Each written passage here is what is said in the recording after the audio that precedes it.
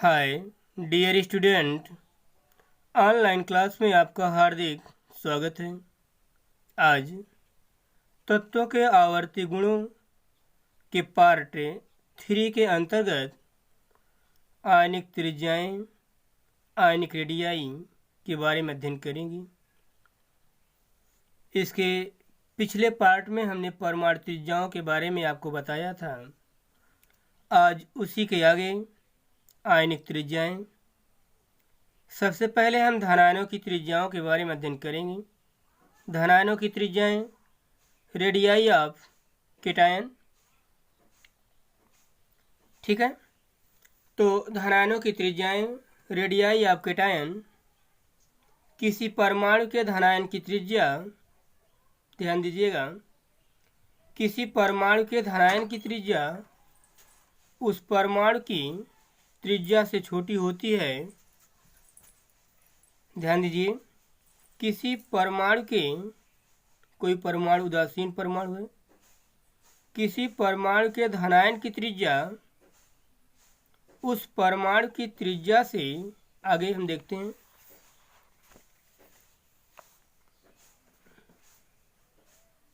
हाँ, किसी परमाणु के धनायन की त्रिज्या उस परमाणु की त्रिज्या से छोटी होती है क्योंकि परमाणु के बाह्यकोश में से इलेक्ट्रॉन बाहर निकल जाने से प्रभावी नाभिकीय आवेश बढ़ जाता है। इनका कहने का मतलब यह है कि यदि कोई परमाणु उदासीन अवस्था में है, जब वो आयनित हो जाता है, अपने बाह्यकोश से इलेक्ट्रॉन त्याग देता है, तो उसकी त्रिज्या कम हो जाती है।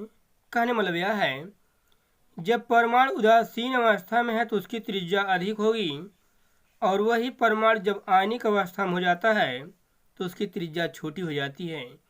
जैसे यहाँ पर सोडियम की त्रिज्या 1.57 एंगस्ट्रॉम और सोडियम आयन की त्रिज्या 1.02 एंगस्ट्रॉम दिखाई गई है।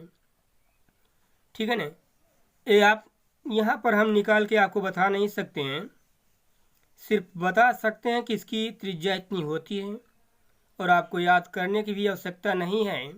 सिर्फ आप इतना जानते रहिए कि किसकी त्रिज्या किससे छोटी होगी और उसका कारण क्या है। ठीक है ना, ये त्रिज्या का मान याद करने की आवश्यकता नहीं है। ये उदासीन अवस्था में और धनायनिक रूप में। इनका कहने का मतलब यह है कि जब कोई उदासीन परमाणु इलेक्ट्रॉन त्याग देता है, सोडियम के बाह्यकोश में एक इलेक्ट्रॉन, जब इलेक्ट्रॉन त्यागता उस पर धनावेश उत्पन्न हो जाता है।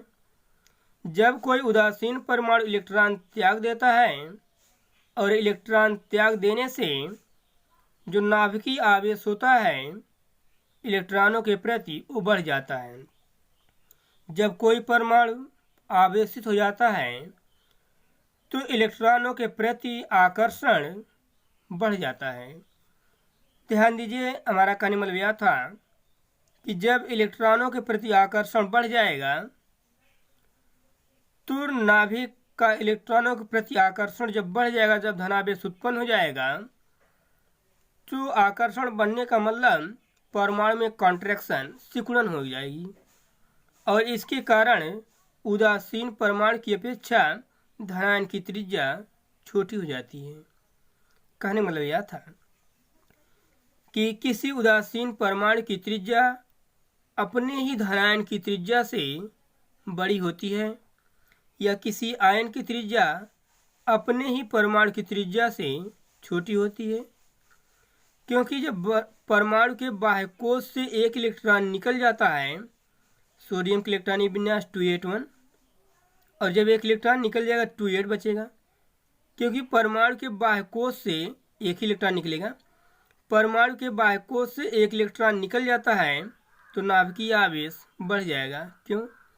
यहाँ पर देखिए 3 कोश है, 3 है ना, 1 2 3, 3 कोश है, और यहाँ पर कितने हैं? 2 ही कोश हैं। तो आप ये देखें तो यदि 3 कोश होगा तो उसकी दूरी अधिक होगी, तो यहाँ पर नाभिकीय आवेश कम था, त्रिज्या बड़ी थी, और जब एक इलेक्ट्रॉन निकल गया 2 ही कोश बचा, और जब 2 कोश बचा तो नाभिक के प्रति इलेक्ट्रॉन का आकर्षण क्या हो गया, बढ़ गया। और जब इलेक्ट्रॉनों के प्रति आकर्षण बढ़ जाएगा तो कंट्रैक्शन होगा, और कंट्रैक्शन होने से, सिकुड़न होने से त्रिज्या में कमी आ जाती है। ठीक है ना, क्योंकि यहाँ पर 3 कोष हैं और यहाँ पर 2 ही कोष हैं। और आप जानते हैं कि नाभिक और बाह्य कोष में उपस्थित इलेक्ट्रॉन के बीच की दूरी को ही क्या कहते हैं, परमाणु त्रिज्या कहते हैं। उसी प्रकार से मैग्नीशियम के केस में देखेंगे। मैग्नीशियम की जो त्रिज्या थी 1.36 थी, और मैग्नीशियम 2 पॉजिटिव की जो त्रिज्या होती है वो 0.7 होती है एंगस्ट्रॉम। इसका मतलब जब वो धनावेश में उत्पन्न हुआ तो उसकी त्रिज्या में क्या आ गई, कमी आ गई। क्यों? यहाँ पर देखें 282 3 कोष है, यहाँ पर कितने कोष बचे, 2 ही कोष बचा। और जब कोष 2 ही बचा तो नाभिक और इलेक्ट्रॉन के बीच की दूरी कम हो गई, और जब नाभिक और इलेक्ट्रॉन के बीच की दूरी कम हो गई तो आकर्षण बढ़ जाएगा, और जब आकर्षण बढ़ जाएगा तो त्रिज्या में कमी आ जाएगी। क्योंकि यहाँ पर 3 कोष थी, यहाँ 3 कोष है और यहाँ पर 2 ही कोष है। और आप जानते हैं दूरी घटने से, नाभिक और इलेक्ट्रॉनों के बीच दूरी घटने से नाभिकीय आवेश बढ़ता है, और जब नाभिकीय आवेश बढ़ेगा त्रिज्या में क्या आएगी, कमी आएगी। ठीक है ना, आगे। तो इस प्रकार से मैग्नीशियम की भी त्रिज्या अधिक होती है अपने धनायन की त्रिज्या से। हमने उसका कारण बताया आपको। धनायनों की त्रिज्याओं में उपनत, trend in radii of cation. उपनत मतलब घटना या बढ़ना। देखेंगे किसी आवर्त में परमाणु क्रमांक बढ़ने के साथ सम इलेक्ट्रॉनिक धनायनों की त्रिज्याएं नियमित रूप से घटती हैं, क्योंकि नाभिकीय आवेश बढ़ता है। एक चीज ध्यान दीजिएगा आप कि यदि कोई भी तत्व है, उन सभी तत्वों में इलेक्ट्रॉनों की संख्या समान है, लेकिन यदि उनके आवेश बढ़ रहे हैं तो आवेश बढ़ने से नाभिक और इलेक्ट्रॉन के बीच आकर्षण बढ़ता है, इलेक्ट्रॉनों के प्रति आकर्षण बढ़ता है। और जैसे जैसे आकर्षण बढ़ता जाएगा वैसे वैसे त्रिज्या में क्या आती जाएगी, कमी आती जाएगी। ये कह रहे हैं किसी आवर्त में परमाणु क्रमांक बढ़ने के साथ सम इलेक्ट्रॉनिक धनायनों की त्रिज्याएं नियमित रूप से घटती हैं, क्योंकि नाभिकीय आवेश बढ़ता है। जैसे यहाँ पर धनायन हम लिए हैं आवर्त 2 के तत्व, lithium, beryllium, boron, carbon, nitrogen, oxygen, fluorine. यदि आप देखें कि सभी के बाह्यकोश में 2 ही इलेक्ट्रॉन है, क्योंकि लिथियम 2 1 होता है इलेक्ट्रॉनिक विन्यास, 1 इलेक्ट्रॉन त्याग दिया तो 2 ही बचा। बेरिलियम का 2 2 होता है, 2 इलेक्ट्रॉन त्याग दिया, 2 ही बचा। जितने इलेक्ट्रॉन ने त्यागे हैं उतने इलेक्ट्रॉन तो निकल गए, और शेष जितना बचा वही इलेक्ट्रॉन है। तो सब में देखेंगे कि 2 ही इलेक्ट्रॉन हैं, और ना इस पर जो आवेश है वो बढ़ रहा है, 1 2 3 4 5 6 7। आवेश बढ़ने के कारण, जो आवर्त में हम आगे की तरफ जाते हैं, आवेश बढ़ने के कारण उनकी त्रिज्याओं में कमी होती है। समझ रहे हैं? उसका कारण यह है कि यहाँ पर जो धनावेश उत्पन्न, जैसे जैसे धनावेशों की संख्या बढ़ती है, धनावेशों की संख्या जैसे जैसे बढ़ती है, नाभिकीय आवेश वैसे वैसे बढ़ता है। जैसे जैसे धनावेशों की संख्या बढ़ती है वैसे वैसे नाभिक के प्रति इलेक्ट्रॉनों का आकर्षण बढ़ता है, इलेक्ट्रॉनों के प्रति आकर्षण बढ़ता है। और जब इलेक्ट्रॉनों के प्रति आकर्षण नियमित रूप से बढ़ेगा तो त्रिज्या में क्या आएगी, कमी आएगी। तो यहाँ पर देख रहे हैं धनावेश धीरे धीरे क्या हो रहा, बढ़ रहा है, लेकिन सभी तत्वों में इलेक्ट्रॉन समान होंगे, सम इलेक्ट्रॉनिक है। इसमें सब में 2 2 इलेक्ट्रॉन है, क्योंकि ये 6 इलेक्ट्रॉन त्याग 7 इलेक्ट्रॉन। अब फ्लोरीन जब 9 इलेक्ट्रॉन होता है, 7 इलेक्ट्रॉन त्याग दिया, 2 ही बचेगा ना। तो जैसे जैसे आवेश बढ़ रहा है तत्वों पर, वैसे वैसे उनका नाभिक और इलेक्ट्रॉन के बीच आकर्षण बढ़ता जाएगा, और जब आकर्षण बढ़ता जाएगा तो परमाणु में कॉन्ट्रैक्शन होगा, सिकुड़न होने लगती है, और इसके कारण एक नियमित रूप से त्रिज्या में क्या होती जाती है, कमी हो जाती है। ठीक है ना। यहाँ पर आप देखें ये धनायन है, सम इलेक्ट्रॉनिक है, लेकिन आवेश क्या हो रहा है, नियमित रूप से बढ़ रहा है। और नियमित रूप से बढ़ने से उनके नाभिक और इलेक्ट्रॉनों के बीच आकर्षण बढ़ता है, जिसके कारण त्रिज्याओं में नियमित रूप से क्या होती है, कमी होती है। ठीक है ना। उसके आगे ऋणायनों की त्रिज्याएं, रेडियाई ऑफ एनायन, ऋणायनों की त्रिज्याएं, ध्यान दीजिएगा, किसी परमाणु के ऋणायन की त्रिज्या उस परमाणु की त्रिज्या से बड़ी होती है, क्योंकि परमाणु के बाह्यकोश में इलेक्ट्रॉनों की संख्या बढ़ जाने से प्रभावी नाभिकीय आवेश घट जाता है। ध्यान दीजिएगा, कह क्या रहा है कि कोई उदासीन परमाणु है और जब वो आवेशित होता है लेकिन इलेक्ट्रॉन ग्रहण करता है, जब इलेक्ट्रॉन ग्रहण करेगा तो ऋणावेश होगा। जब इलेक्ट्रॉन और ऋणावेशित जो होगा उसकी जो त्रिज्या होगी बड़ी होगी अपने उदासीन परमाणु के अपेक्षा। किसी परमाणु के ऋणायन की त्रिज्या उस परमाणु की त्रिज्या से बड़ी होती है, क्योंकि जो ऋणायन की त्रिज्या होती है अपने परमाणु की त्रिज्या से क्या होती है, बड़ी होती है, क्योंकि परमाणु के बाह्यकोश में इलेक्ट्रॉनों की संख्या बढ़ जाने से प्रभावी नाभिकीय आवेश क्या हो जाता है, घट जाता है। बाह्यकोश में इलेक्ट्रॉनों की संख्या बढ़ने से नाभिकीय आवेश में कमी आ जाती है, और जो नाभिकीय आवेश कम हो जाएगा तो त्रिज्या क्या हो जाएगी, बड़ी हो जाएगी। ठीक है ना। तो आगे हम देखते हैं, यहाँ पर कुछ तत्व दिए गए हैं। परमाणु और ऋणायन, फ्लोरीन उदासीन परमाणु के रूप में जब था तो उसकी त्रिज्या 0.71 थी एंगस्ट्रॉम, और जब ऋणायन के रूप में हो गया तो उसकी त्रिज्या 1.33 हो गई, बढ़ गई ने। हमने तो यही तो बताया अभी तक आपको पीछे कि किसी परमाणु की जो ऋणायन की त्रिज्या होती है वो अपने उदासीन परमाणु की त्रिज्या से बड़ी होती है, या तो हम यह कहें कि किसी परमाणु की त्रिज्या अपने ऋणायन की त्रिज्या से छोटी होती है। तो जब वो ऋणायन बनाएगा, ऋणायन कब बनाएगा, जब इलेक्ट्रॉन ग्रहण करेगा ना, तो इसकी जो इलेक्ट्रॉनिक विन्यास होता है 2 और 7 होता है, और जब एक इलेक्ट्रॉन ग्रहण करता है तो 2 और 8 हो जाएगा। और जब बाह्यकोश में इलेक्ट्रॉन बढ़ जाएंगे, जब बाह्यकोश में इलेक्ट्रॉन बढ़ जाते हैं तो बाह्यकोश में इलेक्ट्रॉन बढ़ जाने के कारण नाभिक और इलेक्ट्रॉन के बीच जो मतलब नाभिकीय आवेश होता है वो घट जाता है। आप बताएं कि यदि यहाँ पर नाभिकीय आवेश अधिक है और यहाँ पर नाभिकीय आवेश कम है तो त्रिज्या किसकी छोटी होगी, जहाँ पर नाभिकीय आवेश अधिक होगा। ठीक है ना। इस कारण से इसकी त्रिज्या बड़ी होगी और इसकी त्रिज्या क्या होगी, छोटी होगी। ठीक है ना।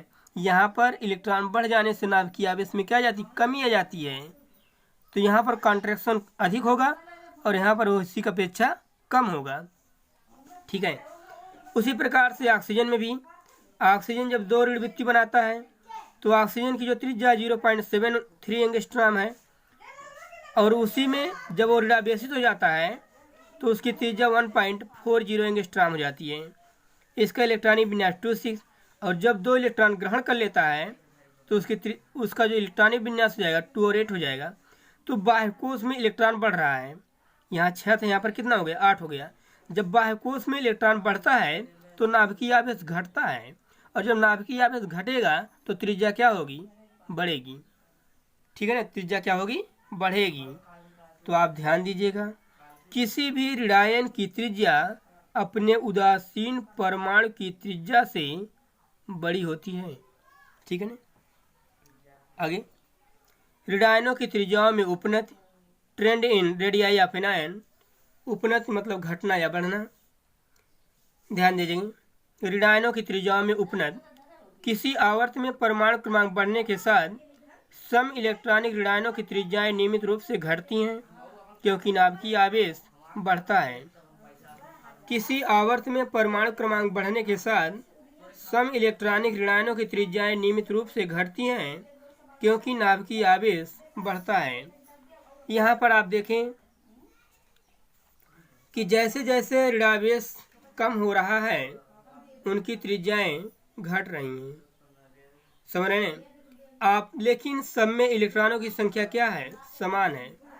यहाँ पर भी सब में भी यहाँ जो बाह्य कोश होगा, कार्बन 4-, नाइट्रोजन 3-, ऑक्सीजन 2-, फ्लोरीन -। लेकिन ऋणायन की जो त्रिज्या है, जैसे जैसे ऋणायन का आवेश घट रहा है वैसे वैसे त्रिज्या भी उनकी क्या होती जा रही है, कम होती जा रही है। ठीक है ना। तो कि आवर्त में आगे की तरफ जा रहे हैं कार्बन से फ्लोरीन तक, क्योंकि यही तत्व ऋणावेशित होते हैं। लेकिन सम इलेक्ट्रॉनिक है, सब में इलेक्ट्रॉनों की संख्या क्या है, समान है। यहाँ 6 होता है, 4 इलेक्ट्रॉन ग्रहण किया, 6 4 10। नाइट्रोजन 7 होता है, 3 इलेक्ट्रॉन ग्रहण किया, 7 3 10। ऑक्सीजन 8 होता है, 2 इलेक्ट्रॉन ग्रहण किया, 10। फ्लोरीन 9 होता है, 1 इलेक्ट्रॉन ग्रहण किया, 10 हो गया। सब में इलेक्ट्रॉनों की संख्या समान है, लेकिन ऋणावेश की संख्या क्या हो रही है, घट रही है। और जब ऋणावेशों की संख्या धीरे धीरे घटती है तो उनकी त्रिज्याओं में कमी होती है, क्योंकि नाभिकीय आवेश बढ़ता है। तो नाभिकीय आवेश बढ़ने के कारण ऋणायनों की त्रिज्याएं क्या होती हैं, घटती हैं। तो सीधा सा मतलब आप समझिएगा कि यदि समान इलेक्ट्रॉन हैं लेकिन ऋणावेश की संख्या यदि घट रही है आवर्त में आगे की तरफ जाने पर, तो उनकी त्रिज्याओं में क्या होती है, कमी होती है। यहाँ पर 2.6, 1.71, तो देख रहे हैं धीरे धीरे घट रही है ना। यहाँ पर त्रिज्या क्या हो रही है, धीरे धीरे घट रही है। तो कहने मतलब यही था, किसी आवर्त में परमाणु क्रमांक बढ़ने के साथ सम इलेक्ट्रॉनिक ऋणायनों की त्रिज्याएं नियमित रूप से घटती हैं, क्योंकि नाभिकीय आवेश बढ़ता है। समान इलेक्ट्रॉन है, सब में इलेक्ट्रॉनों की संख्या क्या समान है, लेकिन ऋणावेश की संख्या जैसे जैसे घटती जाएगी नाभिकीय आवेश बढ़ता जाएगा, और नाभिकीय आवेश बढ़ने से नियमित रूप से त्रिज्या क्या होती जाएगी, घटती जाएगी। ठीक है ना। तो इस प्रकार से हमने धनायनों और ऋणायनों की त्रिज्याओं के बारे में आपको बताया, कैसे आवर्त में घटती और बढ़ती हैं। आज का क्लास यहीं पर समाप्त होता है। नेक्स्ट क्लास अगले दिन। Thank you very much.